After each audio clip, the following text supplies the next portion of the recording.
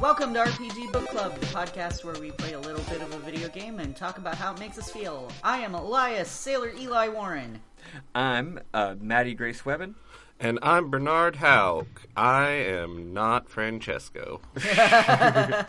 Yep, there was some shenanigans. I am in Austin, Texas this week, and we thought it'd be cool to, like, me and Eli to record IRL, but that didn't happen because I was dumb. So Bernard's here. I also got home from Alabama at 3 in the morning. Yep. So anyway. Yeah. So Francesco's not here, but Bernard is here, and we're great. Same as usual. Also, it is New Year's Eve. It is New Year's Eve. Yes. Last episode of 2019, though of course y'all won't hear it until later. I mean, apparently y'all recorded the second episode of this arc, and no one told me, so I haven't edited yet. It was Christmas holiday. There was a lot going on. It's fine. Yeah, So, don't worry about it. You might say it's almost New Year's. That means it wasn't New Year's. So if there were any, like, great running gags that started in the last episode, I'm not aware of them because I haven't listened to that episode yet. No, just us being stupid as usual. And by us, I mean me. Anyway, before we get started, how was y'all's holiday situations? Well, Christmas was just very quiet. It was just me and Ken, and we opened gifts from my parents and from each other. He got me all of Sailor Moon Crystal, which I'm very happy about.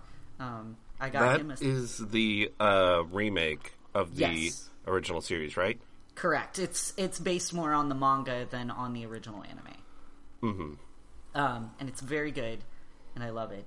And I'm really excited for the 2 movies that they're going to be coming out with next year. Very cool. Yeah. Those are going to be the Dream arc.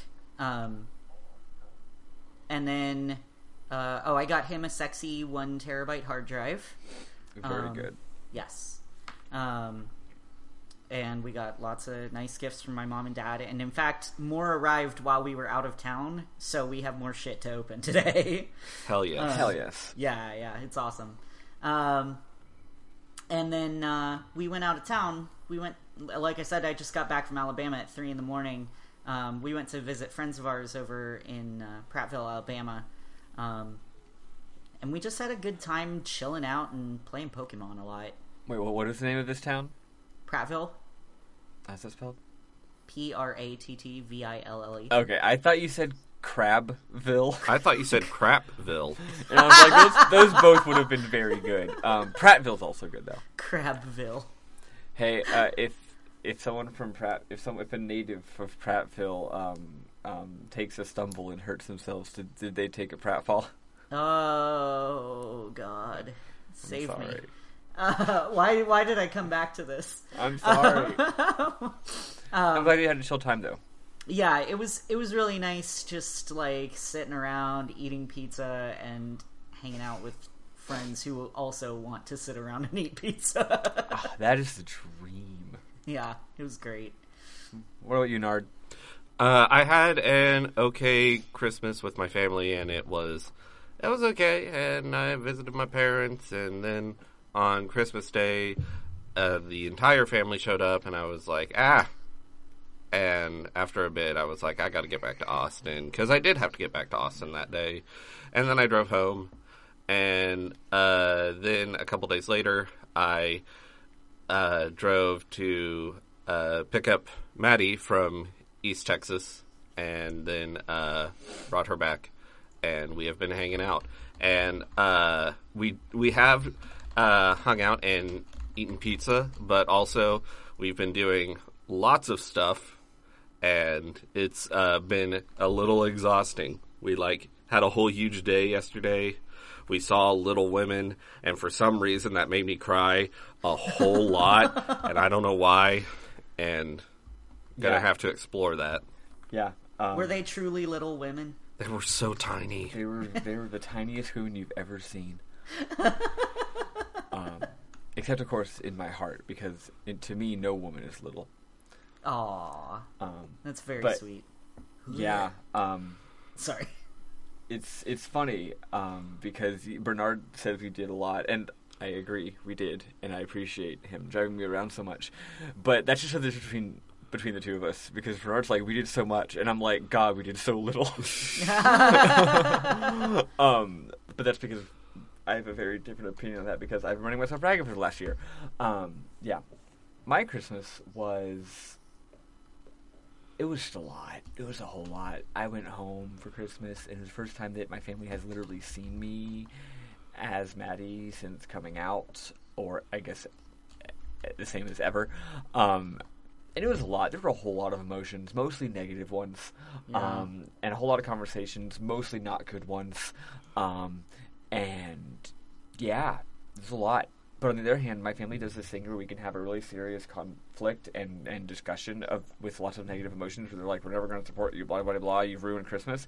And then 30 minutes later, we're just like, hey, let's watch Muppets. Hey, pass me the eggnog. Like it didn't happen. Like it's fine. So that's weird. We have weird conflict resolution mechanisms. Huh. Well, mostly ignoring it. Yeah. That's... I don't know if that's resolution, but... No, it's not. Also, I can't share what this is, but I did receive some extremely cool and awesome news while I was home about a personal friend of mine. It's secret, but it cheered me up a lot. That's good. Yep, so that was nice. Yeah, a lot of things happen as they tend to do. So yeah, and Phoenix Wright, that's a video game. We all like it. Yes. My relationship with Phoenix Wright is I played it when I was a young teen, and in my childhood and teen years, I didn't really watch anime. Like I watched Pokemon when I was a little kid, but I don't know if that even counts because it's so terrible. But I didn't really watch anime, but Ace Attorney, those games were sort of like my anime, and I was so into them. And I was like, holy shit, there's so much drama, people have cool hair, people have huge boobs. It's amazing. Yeah. I'm really enjoying it so far. So yeah. Let's take a pause for a second so that there can be music edited in later and get started.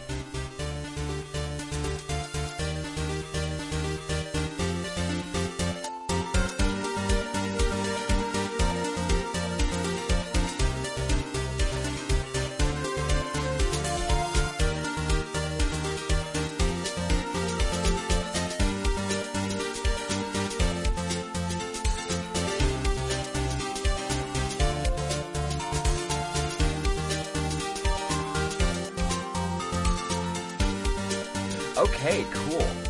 So, when we last left our heroes, we had basically had a filler episode that didn't matter a whole lot, and now it's been a couple of months. Wait, this is December 20th. I thought for sure it was March. Oh no, that was it because takes place in It December. takes place at Christmas. Yeah, duh. That was because I messed something up when I was playing before. It's so seasonally appropriate for us. I know. Yeah, so the prologue is that some mysterious stuff happens. There's these two folks standing on a boat. Hold on one second, my doorbell just rang. Oh yeah, go figure out your doorbell.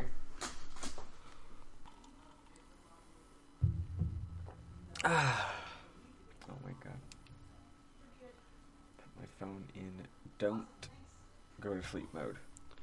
It's been, 15 years? About that, yes. Yeah, fucking pest control guys came 15 over. years is a long time to wait. I had no You can't forewarning imagine about how this. much I've suffered. You suffered. Eli, what was that? Oh, pest control guys came over. Oh, nice. Bernard was dramatically reading the dialogue. Sorry. Yeah, so anyway, we got these two dudes talking, and one of them's like, it's been 15 years, and the other one's like, yes. And then it's like, I'm going to have revenge. And then he says, Merry Christmas. And then some guy shoots the other guy and falls into a lake. And then we see the face of one of the people looking at the gun, shocked, like, what have I done? And it's our buddy, Miles Edgeworth. Is he our buddy? He is my buddy. He is a buddy. Maybe he's. I like him. He and Phoenix Wright are buddies. They just won't admit it. Mm-hmm. Yeah. I mean, everyone ships them, so Yeah. Exactly. I can't not. I've read the Dojin. They're both so, himbos. Yeah. Miles is very smart. They're still himbos. Y'all don't understand what himbos are. I guess I don't. Also, Miles is not very smart. Because he gets his ass kicked by Phoenix Wright. Yeah. That's true. Anyway, so it's Christmas, and Maya and Phoenix are just hanging out, talking about dumb crap that doesn't matter. And then they're finding out about random news that has nothing to do with anything, except it does, which is that there's a Loch Ness monster in the local lake, but it's called Gord Lake, so it's Gordy. And then, like, Phoenix is like, can't the news report about something more interesting? And immediately, the news is like, there's been a murder. At Gord Lake. At the lake we were just talking about. That we introduced it 5 seconds before it became relevant. So someone got murdered, we found a body, and the killer was apprehended, and the killer is Miles Edgeworth. So right off the bat, you're like, what the fuck? We don't like this guy, but we know he would never murder somebody. He doesn't like murders, as far as we know. That's his character. So you go to chat with him. He has a strict anti-murder platform. Yeah, not a fan of murders. So anyway, you go around, and a lot of stuff happens. There's actually a lot of locations available right off the bat. So, like, you can go to the precinct and talk to him, and he's just like, stay out of this. He is mysterious, actually. He says two things. He says, one, every lawyer who has come to me that I've approached has rejected my case because they all think they're going to lose. And second of all, like you say, out of this, Phoenix, it's not because I don't respect you. Actually, you kicked my ass twice. It's like, I don't want you to be involved in this. So you're like, oh, there's something mysterious going on. So anyway, you go and you talk around, and you go to the lake, and of course, Gumshoe's there. Now, unlike usual, Gumshoe is not trying to dig up great evidence for the prosecution because Gumshoe has a giant crush on Edgeworth and thinks Edgeworth could never have done it. So the detective is very reticent about getting the prosecution evidence, so he's really helping you a lot more readily than usual.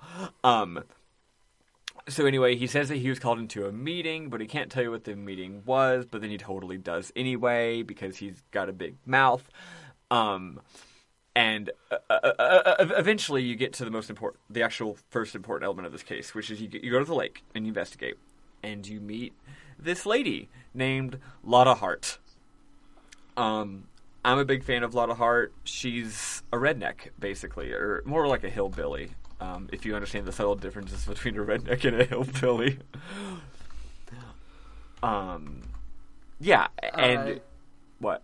Oh, I was gonna say, I feel like I should know that since I'm from West Virginia, but I actually don't.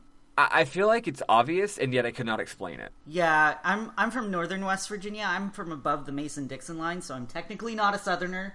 Oh, I didn't realize this. You've been stealing Southern valor all this time? I have not been stealing it. I've never claimed it. The South doesn't have valor. Yeah, I want nothing to do with it, frankly. That's fair and reasonable. I might as well smart. just tell people I'm from Pennsylvania. And wise. But yeah, so you talked a lot of Hart, and there's this whole situation. She's like, howdy, y'all. And I believe I read that in the Japanese game, she was like the Japanese version of a redneck. Whatever that is. Like Kansai region.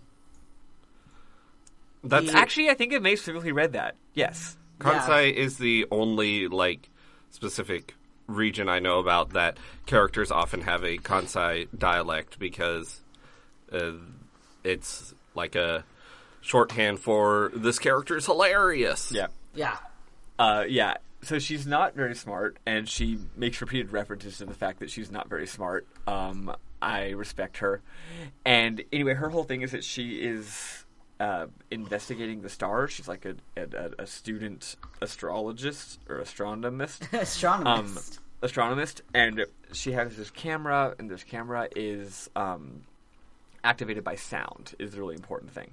So she has this camera, and she's like, "Oh yeah. I saw the murder. My camera went off twice when I heard the gunshots last night, and my camera took a picture, and it took 2 pictures, but one of the pictures doesn't have anything in it, so it doesn't matter, and the other picture has the murder, and you look at the picture, and you're like, this is too blurry, we just see that there's 2 people on a boat, and she's like, oh, I'll get it embiggened, and then she has a bunch of other shenanigans, because she's weird and confusing, yeah, and that's it. Then you go and you get the autopsy report, so that's an important thing. And then you start to get some really important stuff.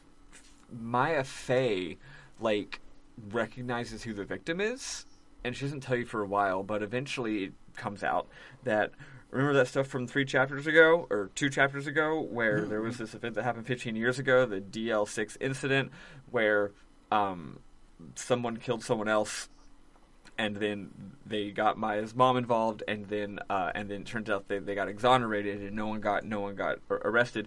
Well, it turns out the person who was the what do you call it? The accused. There we go. The accused in that case. Defendant. The defendant. That's the word. Common word I should know when we're playing this video game. The defendant in that case that did not end up getting convicted is maybe the victim who just died just now. So that's weird. What else is here? Oh, right. And then we're just exploring around, going to the areas that are available to us in the game's UI. And who should show up but everyone's favorite character, Larry Butts. Larry Butts shows up. Oh, dang Fuck it. that Sorry, guy. doorbell again. Go figure, Larry Butch has managed to embroil himself in this case and become the center of everything in a way that is just infuriating. And will only get more so. So we found out a couple. Did you miss that Eli's going for the doorbell again? Oh, I'm sorry. Yeah, I did miss that. I thought he said something like, darn, it's Larry Butts again. No. That's actually what I thought he said. Or That's fair. Yeah. That doorknob again. That's what we... Proper knob. A proper knob. A proper nonce. Okay, I'm back forever. Cool. That Larry Butts is a real doorbell, always showing up. Fucking doorbell. Exactly. So Larry is really, he's got a new girlfriend, and it seems like the girlfriend is, trying to make him get a job, but she's doing it in a really cheap way. We don't meet the girlfriend, and she seems interesting. Anyway, he's working at a hot dog stand. I don't know exactly what he's doing, but because of the way the graphics in this game work, but it reminds me of in Breaking Bad when the one character is always just doing sign spinning. That's his character for a while.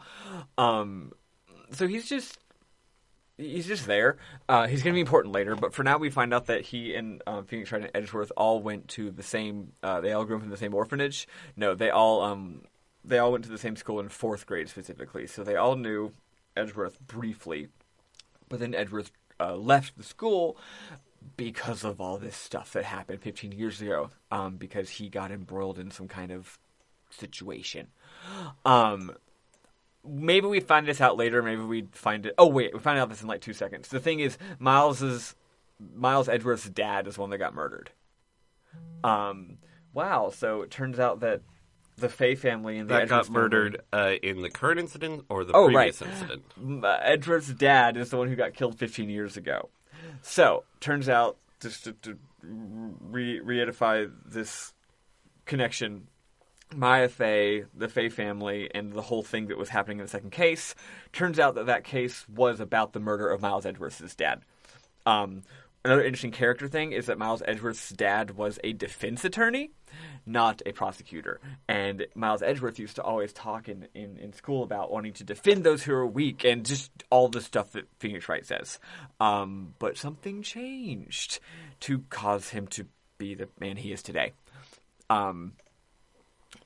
That's basically it. The only other thing that's important is you find out that the statute of limitations on that case is going to end in literally 2 days from now, which, if we know how this game works, we realize is also the day that this case is the final day of this trial is the same day the statute of limitations is going to end. That's a fun coincidence. I love how the very silly law they made up for this game where trials have to be concluded within 3 days. I love it. It rules.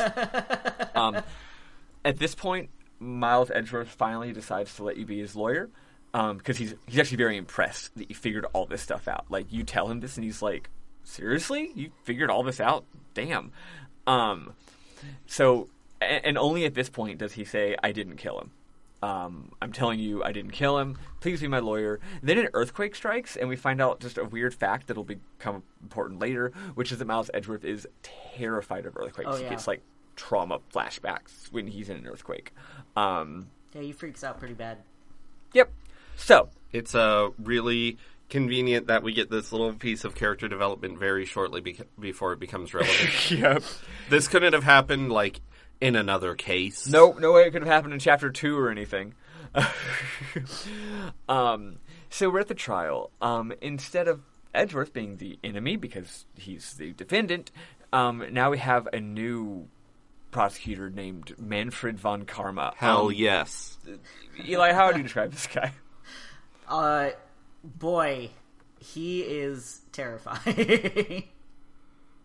Yeah. He's big and scary and a lot. He is a lot.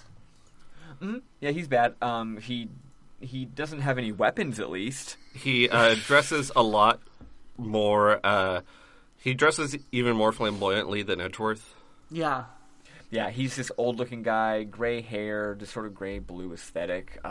And he basically has the court in his pocket. Yeah. He keeps, like, saying that people should do things, and the judge is like, wait, that's my job. But the whatever. judge does not, like, fight with him on this. He's just like, okay, sure. Well, I mean, Manfred von Karma is very scary. Yeah. So this guy's even more of a superstar attorney. He hasn't lost a case in 40 years, his entire career. So first he gets his Gumshoe to come up, and Gumsworth. Gumshoe. Gumsworth is my OTP. Actually, yeah, that makes a lot of sense. It's unidirectional, though. So Gumshoe reiterates pretty much what we already heard. There was a gunshot, a body fell, someone called it in. Oh, we found out there were actually 2 witnesses, but the second witness doesn't, like, get mentioned again. It's very strange. Yeah. The only important thing here is that he presents the bullet from the body and the pistol. So there's a pistol in the boat with Edgeworth's fingerprints on it. There's a bullet where the ballistic stuff shows that it definitely came out of the gun, and that bullet was in the guy's body. So, like, things aren't looking good for Edgeworth. It's like he definitely held this gun, and the gun definitely shot the guy, and that's it. Anyway, so eventually Lotta Hart comes on the stand, and she's like, yeah, I saw 2 people on a boat. At this point, she gives a testimony that seems pretty much unimpeachable, and it even does that thing where Phoenix Wright is just like, I don't know what I'm supposed to do here. I can't freaking do anything. And just as everything's about to be over, Maya interrupts and basically causes a huge ruckus. Like, she's hollering, she's being a pain in the ass. She literally gets held in contempt of court and removed from the courtroom. But in doing so, she basically hollers enough that gives you time to figure out what the hell's going on. And what you find out is that Lotta didn't actually see the murder. She had photos that took photos of the murder, but... Oh, right, at this point, I forgot. The most important thing is you sort of press her, and you realize that she's not watching the stars. She's looking for a picture of Gordy. Turns out she's just like a hack, UFO photographer who wanted a photo of Gordy, so that's why her photos were set up. Therefore, she would have had binoculars. Therefore, when the gunshot went off, she wouldn't have looked at the boat. She would have been scanning the water for Gordy. Basically, her whole case doesn't check out, and therefore, she didn't actually see the murder. So why did she say that she did? She reverse engineered having seen it. She wanted to be part of something. She wanted to be special. She had pictures of the murder, and she heard all the details of the murder, but she didn't literally actually see it. She was lying to herself about that fact. So, with that being the case, they're like, court's over. So this trial takes forever and is extremely tense, but that's basically all that happens, is you find out that the super airtight case actually isn't. Back to investigation. Did I miss anything important there? No, that seemed pretty accurate. Yeah, pretty much it. One more important thing. So we definitely don't know for a fact that Edgeworth shot the gun. Oh, this happens in this case? Right, sorry. Yeah. Edgeworth's fingerprints were his right hand, and the person, the photo shows someone holding a gun in their left hand. So, like, very, very strong evidence that it wasn't actually Edgeworth, but we have no idea who the hell it was. It wasn't suicide because the bullet did enter the body from at least 3 feet away. So it's not suicide. It wasn't Edgeworth. You'd think at this point it'd be done because, you know, the point of a murder trial is to prove that the defendant did it, and we now see that the defendant didn't do it. We shouldn't have to find out what actually happened. We should just have to give them reasonable doubt. That's not how this game works. No, this world is very much like it's not very good at reflecting actual courtroom. No. Things. Proving reasonable doubt is not enough. Yeah, you have to also prove who did it. Yeah, which we're definitely going to do, probably on the dramatic third day. So anyway, second investigation. A lot more happens. Maya's now in jail because she's bad, because she caused too much of a ruckus in the courtroom. Also, there's this subplot here where she keeps trying to contact Mia, and it's just not working. She hasn't been doing her training. Maybe she's been eating too many hamburgers and having too much fun with Phoenix and with Nick, and not focusing on being a good little a priestess. So she can't contact Mia, which I'm sure will probably change dramatically at the end. Anyway, Gumshoe is like your BFF now because you're saving Edgeworth because he has a crush on Edgeworth. You learn more about the DL6 incident, but the main thing is you talk with Lotta Hart, and she's like, "I'm sorry for lying. I didn't mean to lie. I just wanted to feel special. I do have some information that will help you." And she's like, "I'm going to give you the information to pay you back for all the trouble I caused." And you're like, "Cool." And she's like, "Yeah, I'll pay you back if you do something in return for me." That's not how payback works. And Phoenix even calls her out. Phoenix is like, "Wait, you're doing us a favor by making us trade information?" She's like, "Yeah." Great. So she wants information on Gordy. So you have to go on this entire fucking side quest to find out if Gordy is real. That way she can get the photos she needs. That way she gives the info she needs. It turns out, of course, this side quest is important because in the process of doing the side quest, you get all this important evidence that's relevant to the case. But at the time, it literally is like, people even comment. Gumshoe's like, "Why are you going around hunting for a monster? You should be solving a murder." It's good time. So what's important? I'll just skip to the end. It's a bunch of shenanigans. Turns out, who was behind it all? Well, when something smells, it's probably the Butts. So you talk with Larry Butts, and it turns out he had a giant inflatable balloon of the Steel Samurai because his hot dogs are Steel Samurai themed. Instead of inflating the balloons like he's supposed to, I forget why, because he's lazy and stupid, he decides to inflate the balloons just by direct injecting like an entire canister of compressed air into it with his hands, I guess. It's not what he's supposed to do. And what happened? Well, it made a loud pop sound that sounds like a gunshot.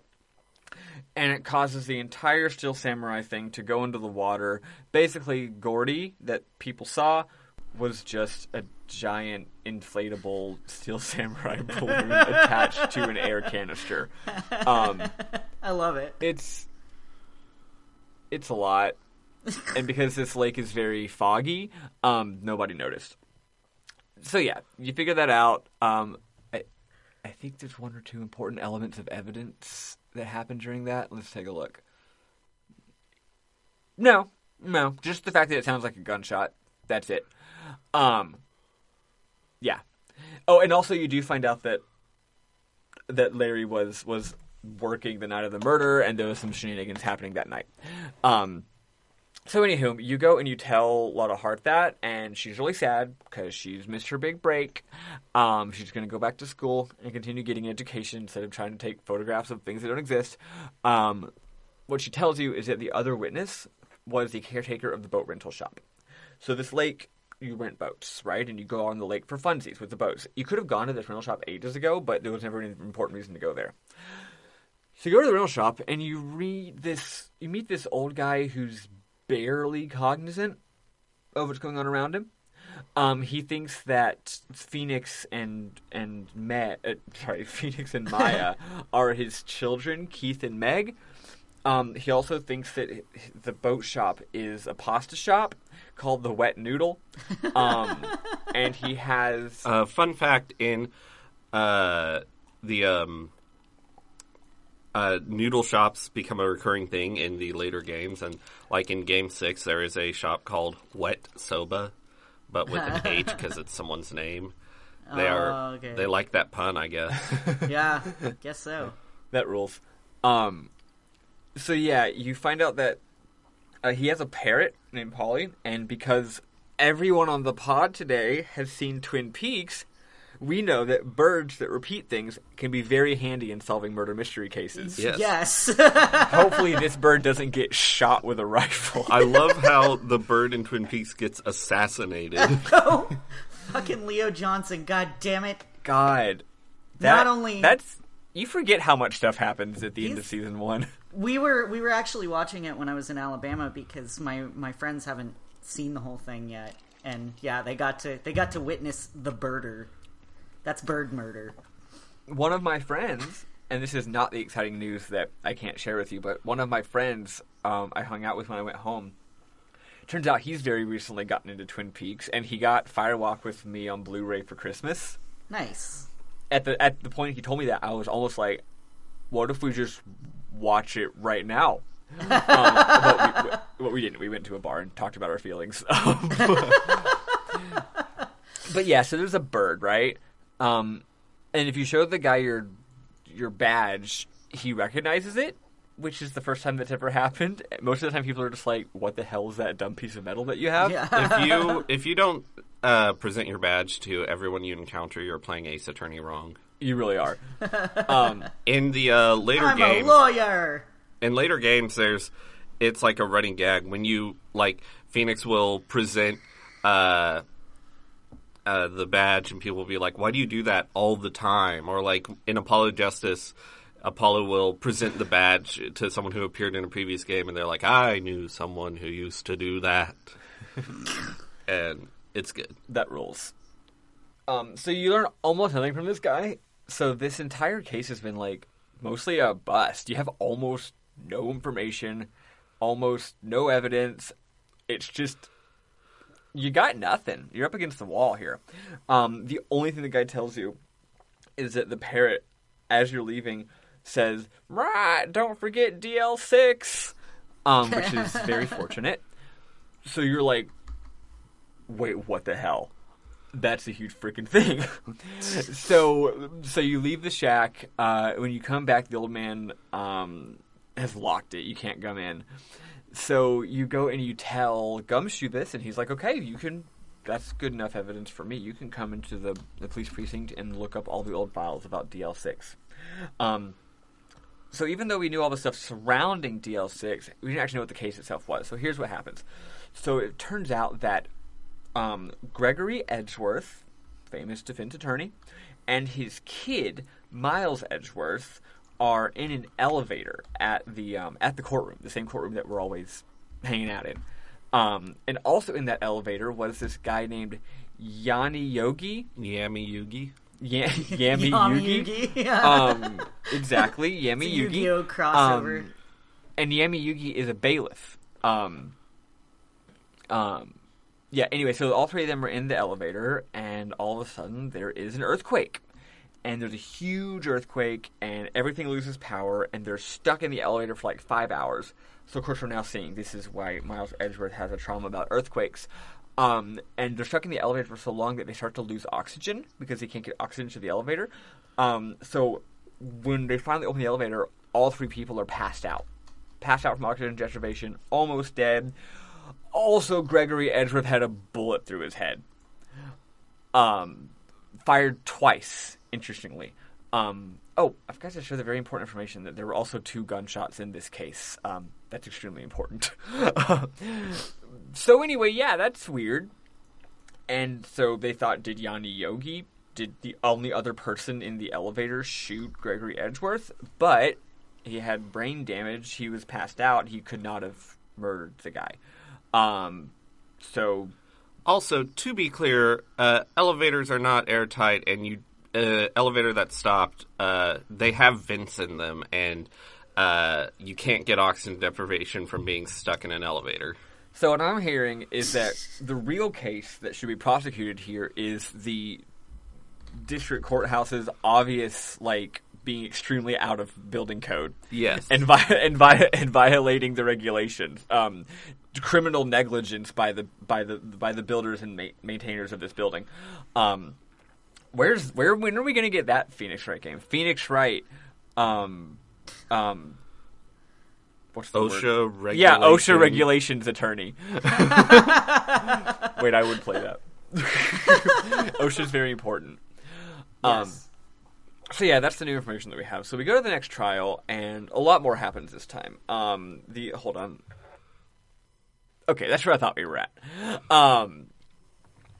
So the old boat caretaker comes to the stand, and he's like, I can't remember anything from my past.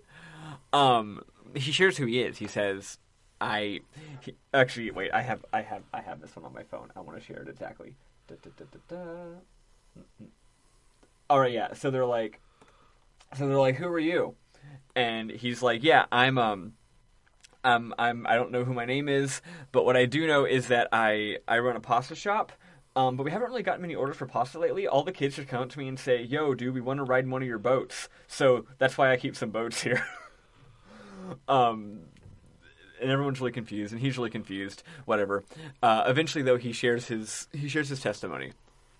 So he's like, it was Christmas Eve. I was just hanging out, and I saw a boat. And then I heard a gunshot, and then later I saw a man walk right in front of the shop, presumably after having parked the boat. And the fog was thick, but the guy's face was right in front of me because it was right in front of the window. It was definitely Miles Edgeworth. Yeah, and what happens is he does this cool thing where two things happen here. First of all, this entire case, every single time you press someone, Karma does an objection. Karma doesn't let you do anything. He shuts you down all the time. It actually feels really intense and intimidating. Yeah. The writing for him is really good. And he usually gives a very good reason to shut you down. It's not bullshit. You're just shit, you're right. Yeah. Sorry. You're the one who's bullshitting. Yeah, and also it's just a cool little turnaround. You're always one doing objections, and now your opponent's the one always doing objections whenever you try to not do an objection, right? He'll even object your objections, and the judge is always just yeah, objection sustained, it's pretty valid. So at this point, the more you press, the more it turns out that it's actually a really good testimony, and it's basically a trap. Mm-hmm. And yeah, so it sucks. So again, everything's super, super open and shut. It's a short-ass case. I think in universe it takes 10 minutes. Not in... I don't know how long it takes in the game, but they make a reference. Von Karma is haha, I ended this trial in 10 minutes. So the judge is I guess that's it. And he actually says Edgeworth is guilty. It even does the graphics where it says guilty. But then, unfortunately, about 10 seconds after he should have, instead of 10 seconds before, Larry Butts bursts in. And he says, "You gotta let me testify. You gotta let me testify. You gotta let me testify. I witnessed the murder." And Karma is like, "This is stupid. They already said he was guilty." Even Phoenix is like, "Oh my god, of all the people who could have run in to be a last-minute savior, you're the worst possible one. This fucking sucks." But the judge is like, "Yeah, we're going to have a recess, and I'm going to hear your testimony." So during the recess, it turns out that, he says, I saw it. Edgeworth then gives you some advice. He's like, "Hey, Karma's thing is that he plans everything out 100% ahead of time. Someone who's just a complete idiot like Butts, who knows what he's going to say and what moronic idiocy is going to happen, is the perfect thing to be happening right now. It's going to totally throw him off his game. We just got to figure it out." And Wright's like, "Okay." So, Larry Butts testifies, and he says, he was looking for the Steel Samurai. So he was trying to fix his own dumb problem that has nothing to do with anything, right? He's trying to get this big float back so he can have a job because his girlfriend wants him to have a job because he's a screw up. Blah, blah, blah, blah, blah, blah. He's out on the lake, and he hears a single gunshot just as he was landing his boat at the shore. And that's it. That's all he says. "I was going out. I came back in. I heard a single gunshot." That's, of course, a huge deal because you're saying, wait, but every single part of this case has been saying that there's 2 gunshots? What the hell? That's all we have to go on.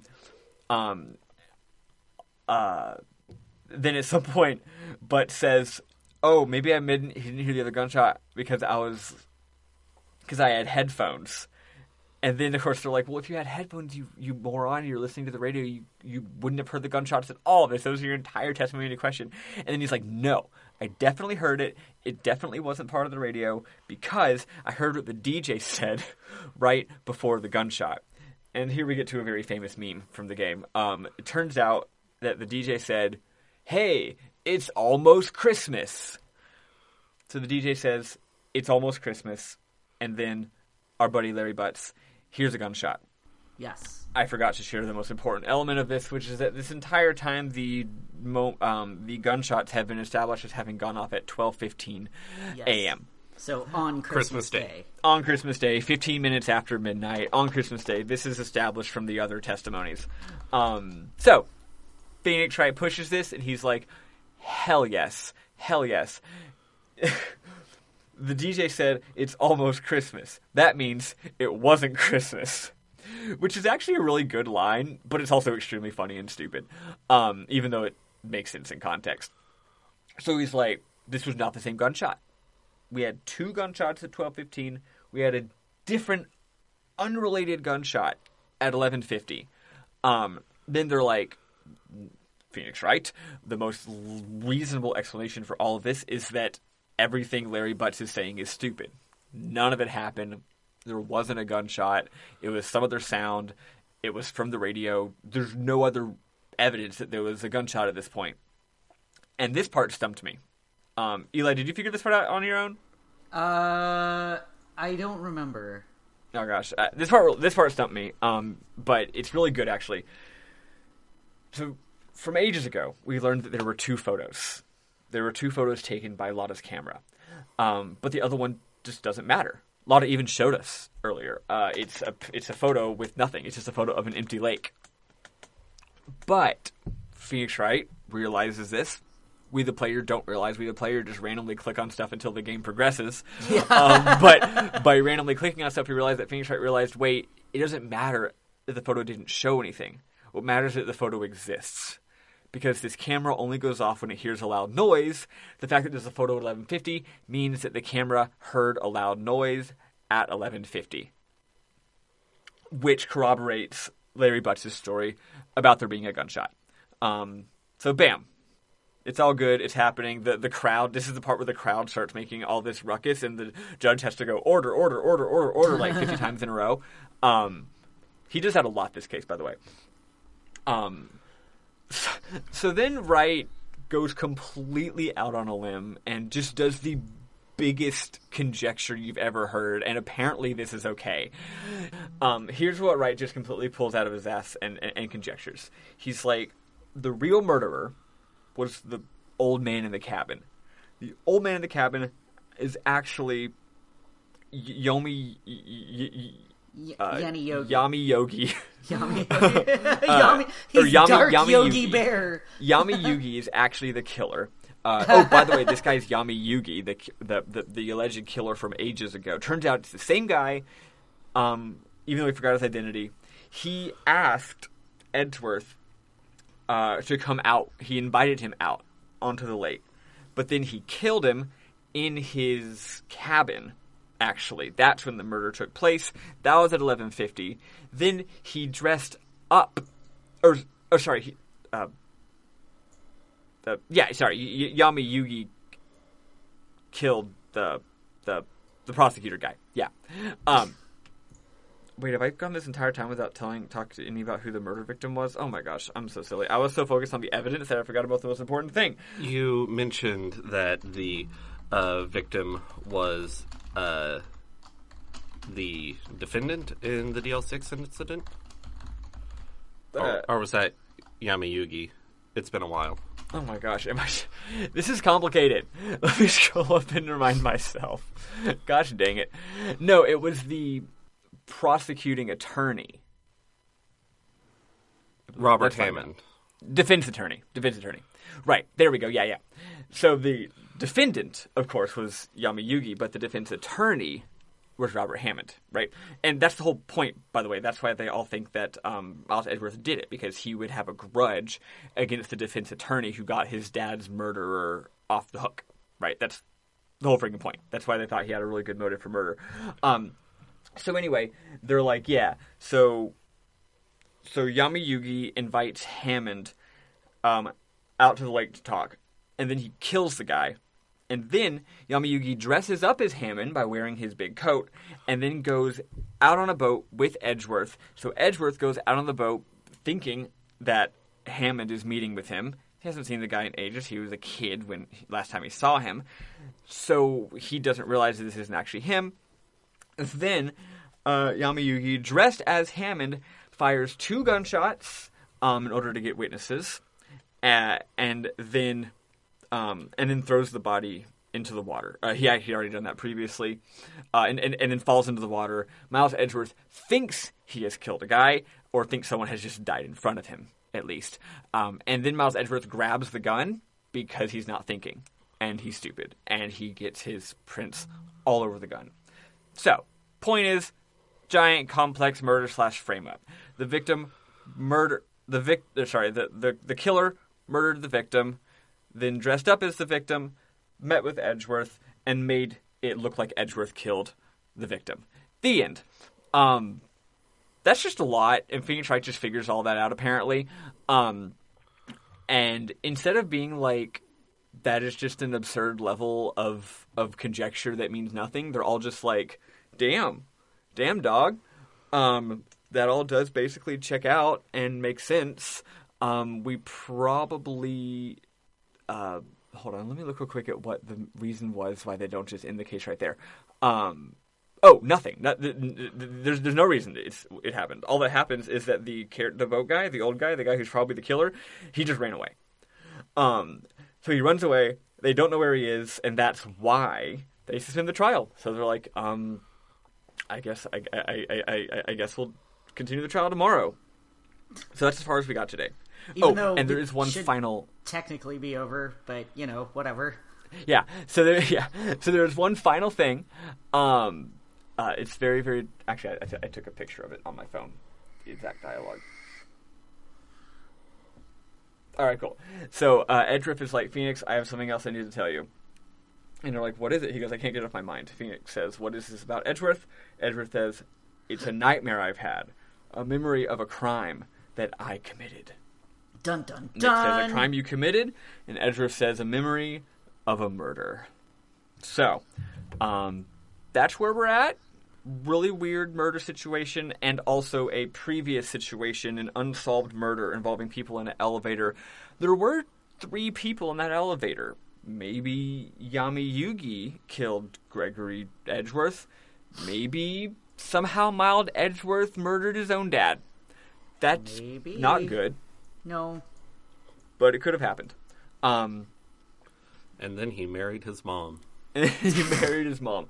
Yeah, so for the first time, we're actually ending this episode not at the end of a case. So I guess I vaguely kind of maybe know what happens, though I could be wrong. Bernard might be in the same boat. Eli, what do you think is going to happen? Predictions.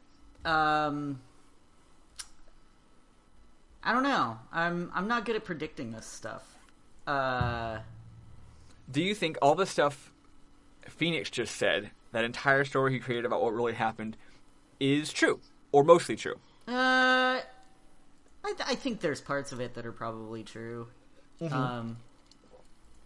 Yeah, I don't know. It's really tough for me to say. I'm not good at this sort of thing. My question is this.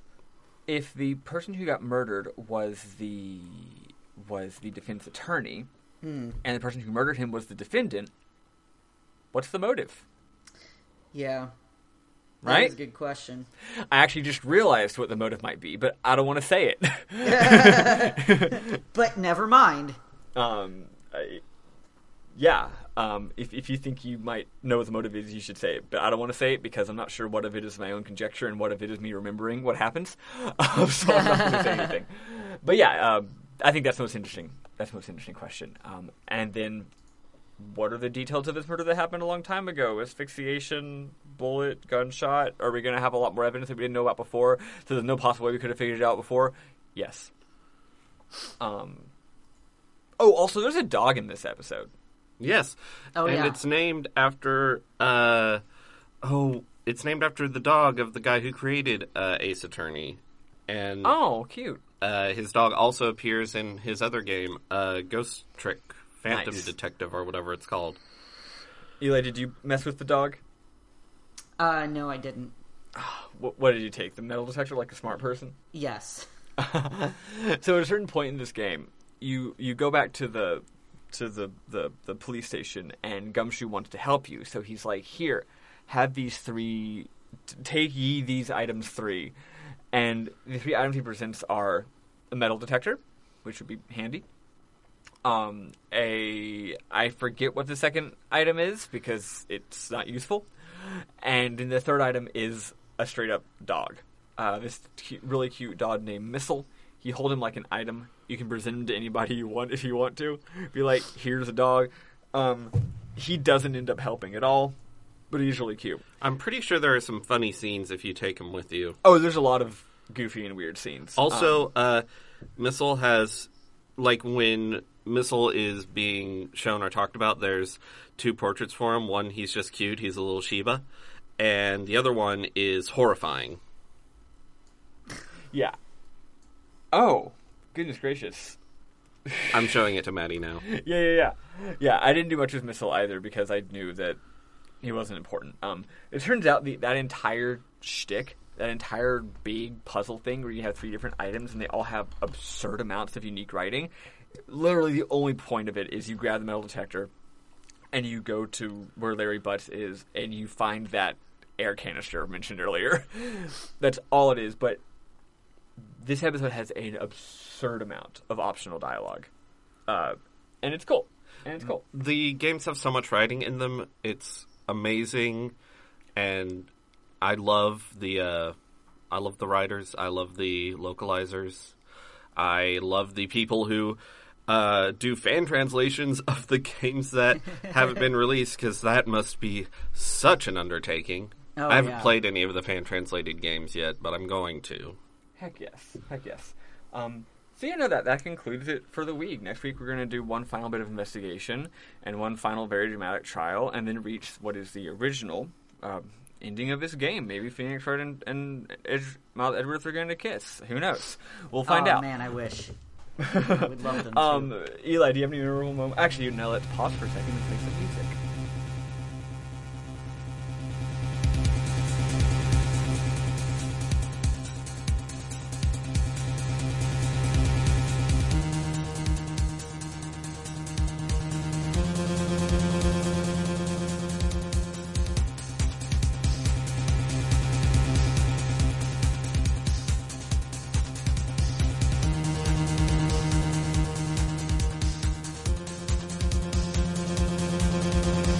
Okay. Eli, do you have any memorable moments? I mean, my most memorable moment was Maya having a freak out in the courtroom. Yeah, that part ruled. Yeah, it was great. It was a really good way for her to like she was very brave to do that. It was stupid, but it was also very useful and helpful.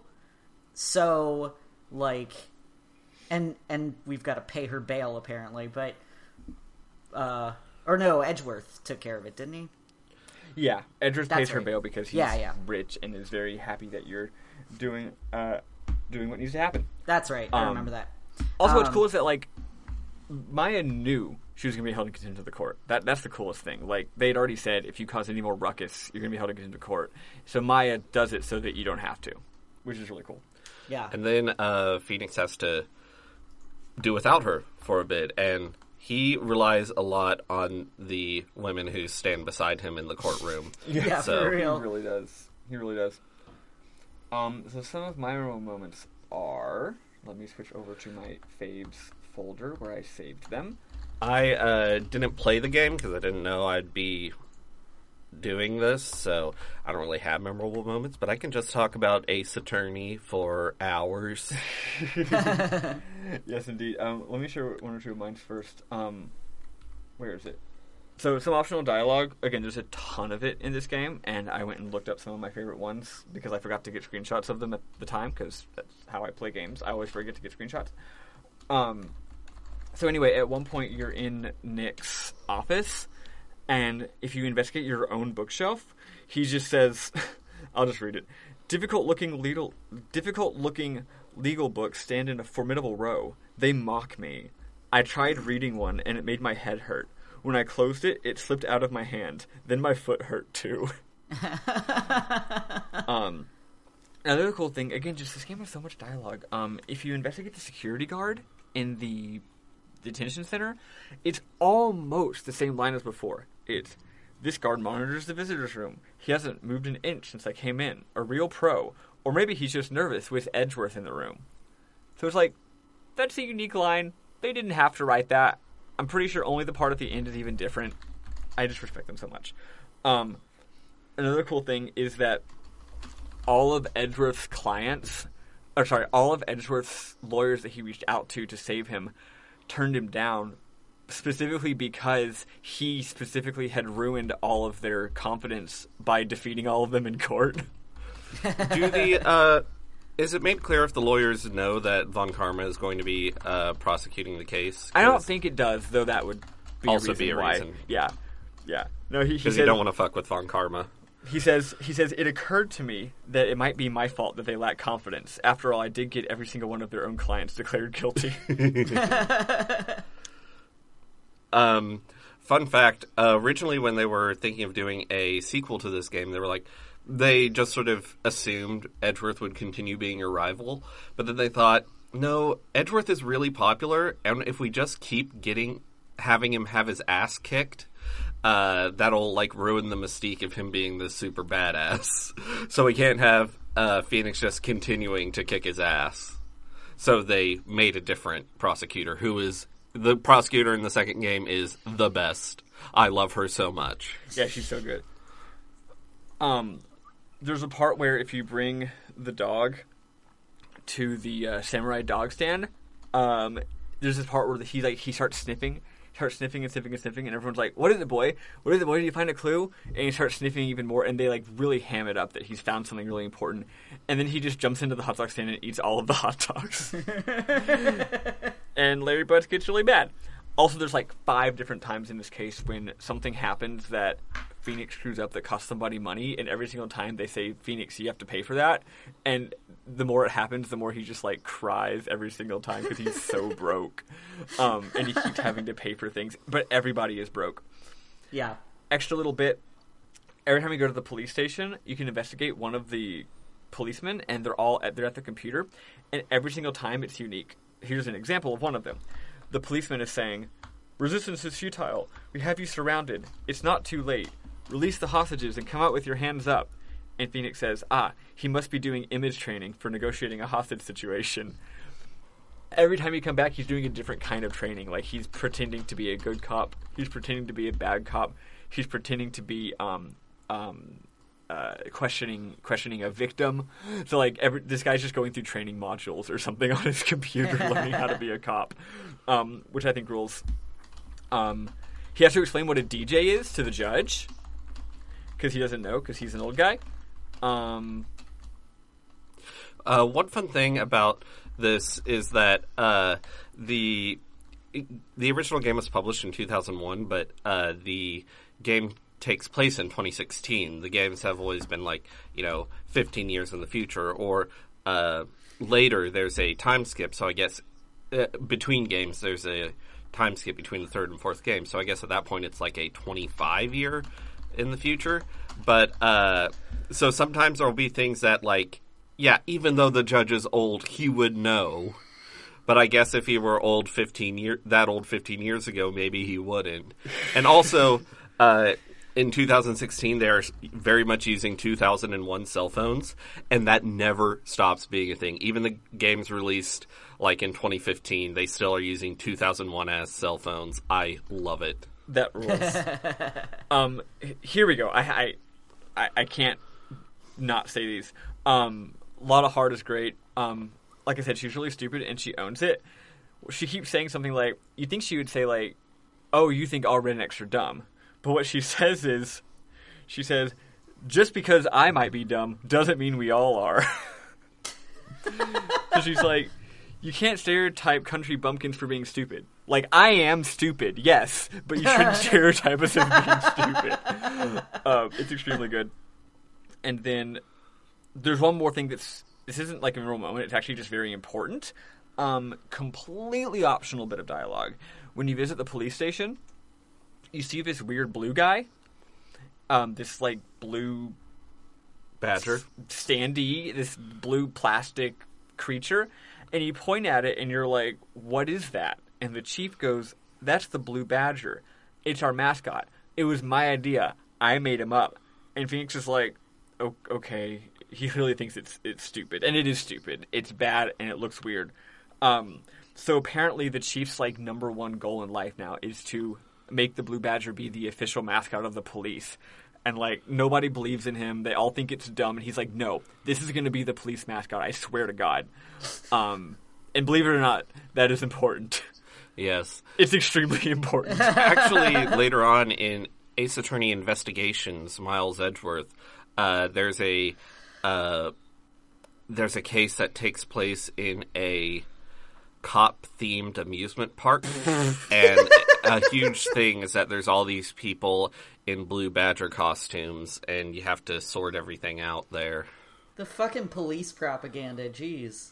It's funny. There are so many things in this game that are so very Japanese that it's hilarious that it takes place in California. I love the weirdness of it having so many Japanese things, but ostensibly taking place in America. Like the police having a mascot.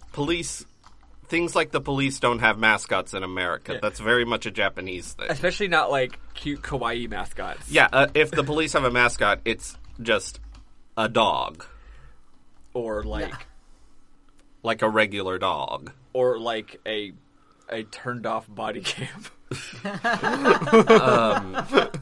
But also just in the sixth game, there's this whole thing where it takes place at a soba shop and a traditional Japanese theater, and it's we just that's totally California.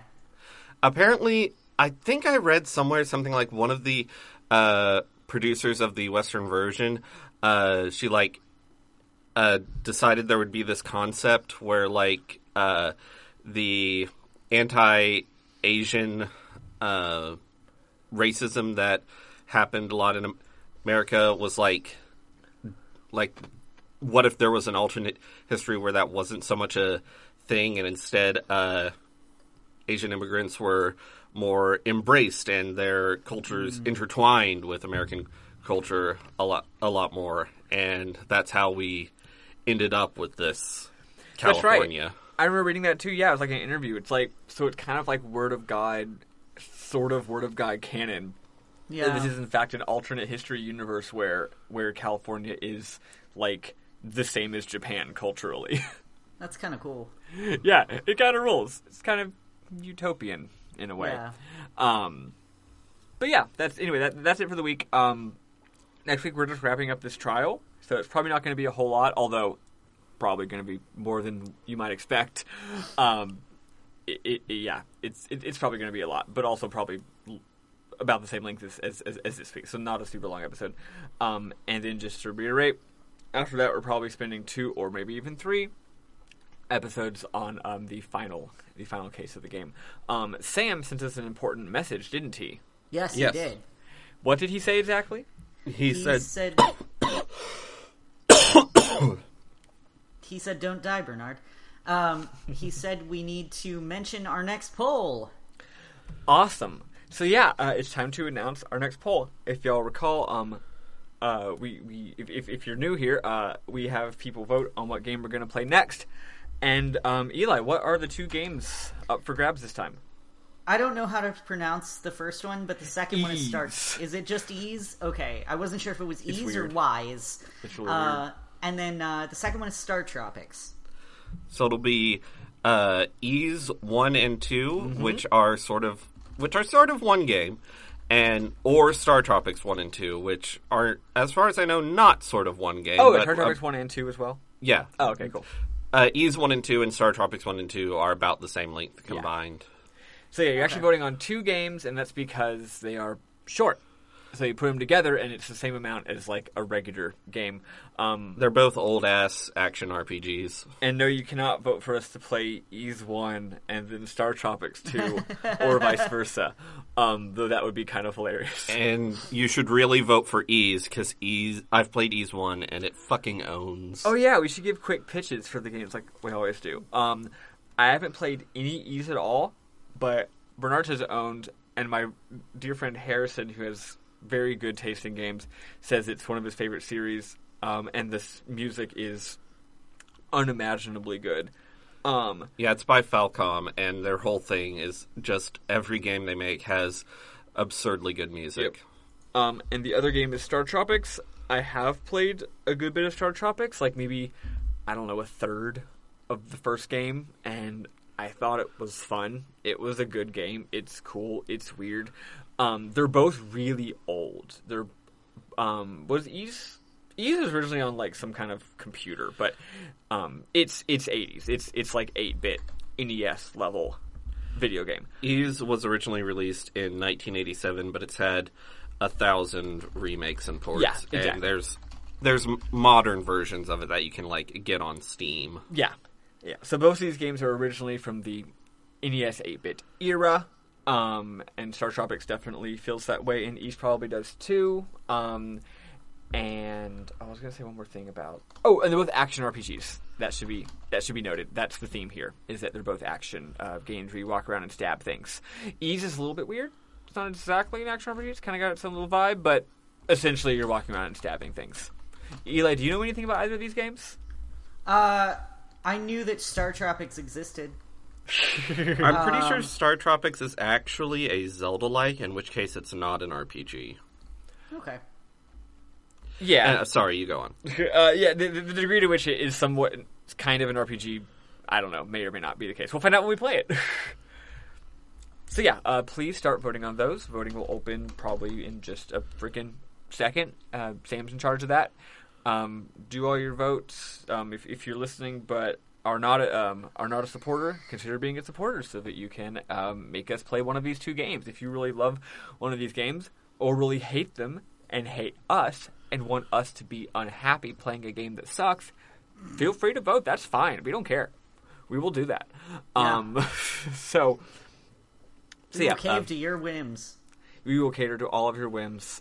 Give us all of your money, and I love Phoenix Wright, but I'm also really excited because for once it's a game I haven't played. Yeah. So yeah, that's basically it. Let me wrap us all the way the heck up. So this has been RPG Book Club. If you like what you hear, please check us out on rpgbook.club.